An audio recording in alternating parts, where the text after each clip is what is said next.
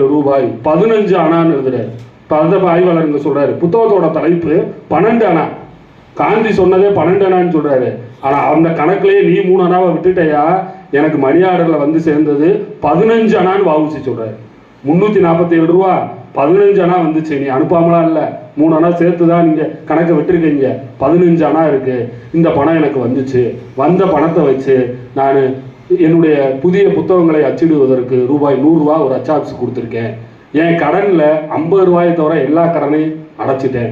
இனிமேல் பேப்பர் வாங்கினாதான் எனக்கு காசு தேவை. இப்படி எழுதியிருக்காரு. அப்போ நடந்தது இதுதான். அந்த புத்தகம் நடத்தக்கூடிய செய்தி. அப்போ இதில் அந்த திருக்குறள் மணக்குடவர் உரை, அறத்துப்பாலுடைய மணக்குடவர் உரையை பதிப்பிப்பதற்கான அந்த செலவு தென்னாப்பிரிக்க தமிழர்கள் கொடுத்த பணத்திலிருந்து தான் இந்த புத்தகத்தை நான் வெளியிட்டேன்றதை வஉசி பதிவு செஞ்சிருக்காரு. அந்த தென்னாப்பிரிக்க தமிழர்கள் 117 பேர் எல்லா இனத்தை சேர்ந்தவங்களும் இருக்காங்க, அனைத்து மதத்தை சேர்ந்தவங்களும் இருக்காங்க. அவங்க கொடுத்த ரூபாயை பூரா பேரோட பதிவு செஞ்சிருக்காரு. பதிவு செஞ்சு அவங்க பேரையும் பின்னாடி இணைச்சிருக்காரு. அந்த திருக்குறள் மணக்குடவர் உரை ஒட்டப்பிடாரத்திலிருந்து உத்தமபாளையத்துக்கு தான் வந்துச்சு. இங்க இருக்கக்கூடிய அகமது மீரான் அச்சகம், அந்த அச்சகத்துக்கு தான் வஉசி அனுப்பிச்சார்.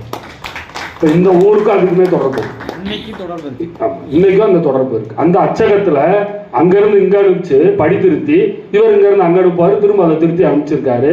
அந்த மணக்குடவர் உரை அந்த நூல் முதலாக வஉசியால் வெளியிடப்பட்டது. அந்த நூல்ல இந்த செய்திகள்லாம் சொல்லியிருக்காரு.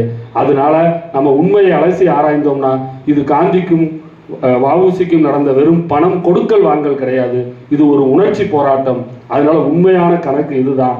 எந்த நிலையிலும் எந்த வேலையிலும் அண்ணல் காந்தியடிகள் வஉசியை ஏமாற்றவில்லை. காந்தி கணக்கு என்பது நேர்மையான கணக்கு, அது ஒரு நியாயமான கணக்கு என்பதை இந்த ஆய்வு நூல் மூலமாக தெரிந்து கொள்ளலாம். வாய்ப்பளித்த உங்கள் அனைவருக்கும் நன்றி. நன்றி.